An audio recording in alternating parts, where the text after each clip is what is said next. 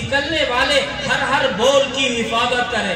یہ جو زبان سے ہم بول دیتے ہیں، بے پرواہ ہو کر، آزاد ہو کر، غفلت کے اندر بول دیتے ہیں، یاد رکھیے قرآن میں اللہ کا فرمان ہے ما يلفظ من قول الا لديه رقیب عتید۔ جب بھی انسان اپنی زبان سے کوئی بولتا ہے تو پاس میں ایک اچکنے والا فرشتہ موجود ہوتا ہے جو اس بول کو اچک کر اپنے رجسٹر کے اندر درج کر لیتا ہے۔ آپ بول کر بھول جاتے ہیں لیکن اس کا اندراج ہو چکا ہے۔ کل قیامت کے دن وہ اندراج جب آپ کے سامنے آئے گا تو آپ حیرت زدہ رہ جائیں گے کہ آخر میں نے اپنی زبان سے کیسے الفاظ ادا کر دیے جو آج میرے لیے مصیبت اور تباہی کا سبب بن رہا ہے۔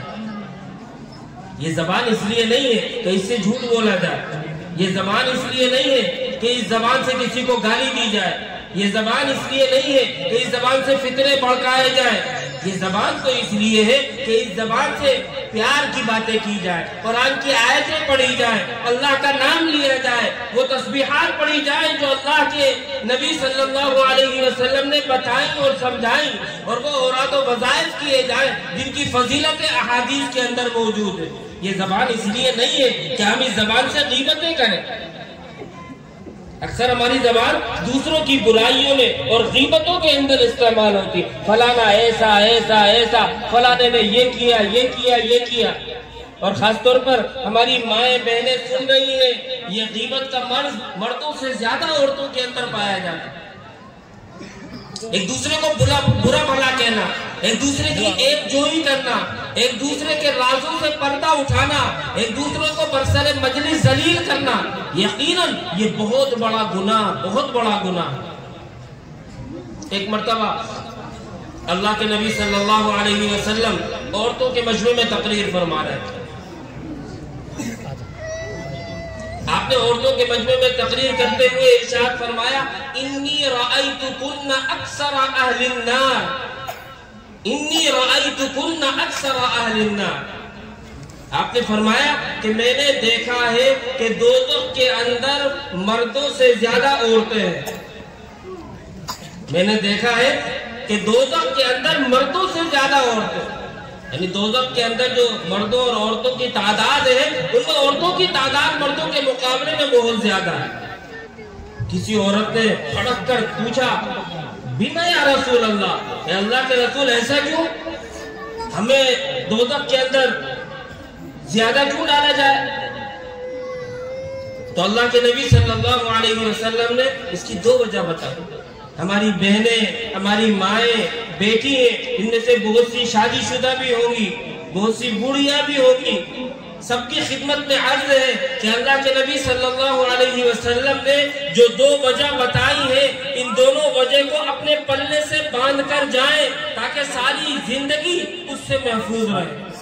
آپ نے فرمایا تکثرن اللعن، پہلی وجہ تو یہ ہے کہ تم لوگ لعن طعن بہت کرتی ہو، برا بھلا بہت کہتی ہو، ایک دوسرے کو کوسنے بہت دیتی ہو۔ جہاں دو عورتیں اکٹھی ہوئی وہاں محلے کی عورتوں کی برائیاں، خاندان کی عورتوں کی برائیاں، رشتہ داروں کی عورتوں کی برائیاں، ایک برائیوں کا لمبا چوڑا سلسلہ شروع ہو جاتا ہے، اور 2 گھنٹے بھی کھڑی رہے گی تو ایک دوسرے پر لعن طعن کے سوا اور کوئی حاصل نہیں نکلے۔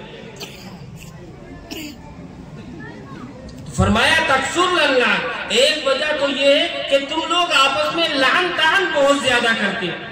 ہماری بہنیں سن رہی ہیں، یہاں سے پلے سے باندھ کر جائیں کہ کبھی بھی ہم کسی کی برائی نہیں کریں گے، حتیٰ کہ کسی کی اگر برائی سچی ہمیں معلوم بھی ہے تب بھی اپنی زبان کو بند رکھے گی، اس کی برائی پر پردہ ڈالیں گی۔ کسی کی عیب کے اوپر پردہ ڈالنا بڑے ثواب کا کام ہے۔ اللہ تبارک و تعالیٰ کی صفات کے اندر ہے ستار للعیوب، کہ اللہ تبارک و تعالیٰ انسانوں کے عیوب پر پردہ ڈالنے والے ہیں۔ ہم سب کے زندگی کے اندر کتنی ایسی باتیں ہوتی ہیں جن باتوں کو اللہ تو جانتا ہے، لیکن وہ باتیں اگر ہمارے رشتہ داروں میں، محلے والوں میں عام ہو جائے تو ہمارے لیے سر اٹھا کر گھر سے نکلنے کا موقع نہ رہے۔ لیکن اللہ تبارک و تعالیٰ سب کچھ جانتے ہوئے بھی ان باتوں پر، ان عیبوں پر پردہ ڈالتا ہے۔ انسانوں کو بھی اللہ تبارک و تعالیٰ کا حکم ہے تخلقوا باخلاق اللہ، اللہ کی جو صفات ہے وہ صفات اپنے اندر پیدا کرو۔ جب اللہ تعالیٰ تمہارے عیب چھپا رہا ہے، تمہارے راز لوگوں پر ظاہر نہیں کر رہا ہے، تو تمہارا بھی فرض بنتا ہے کہ تم اللہ کے بندوں کا راز بھی چھپاؤ اور اللہ کے بندوں کا راز ظاہر نہ کرو۔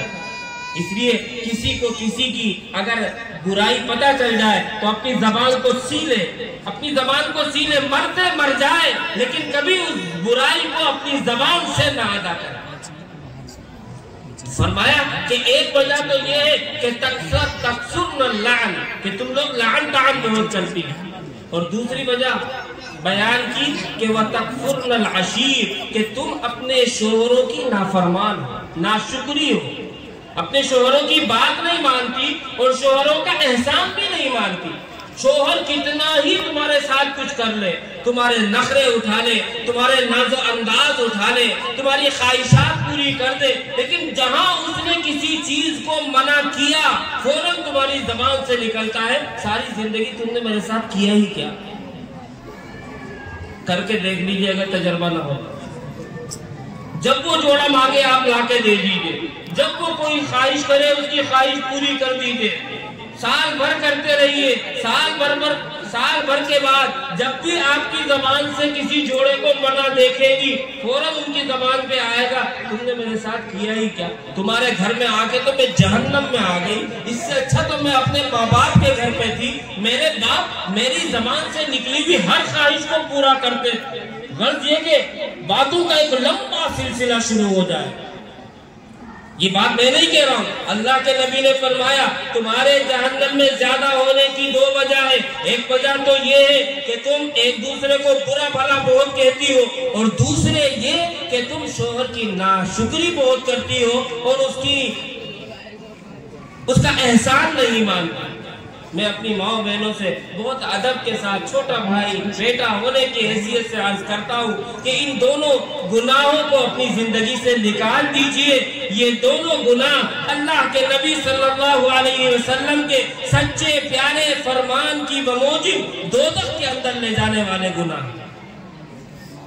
تو میں یہ عرض کر رہا تھا کہ ہمارے اس چہرے کے اندر یہ زبان بھی ہے، ہم اس زبان کو صرف وہاں استعمال کرے جہاں اس زبان کے استعمال سے کوئی دینی، شرعی، دنیاوی فائدہ پیدا ہو۔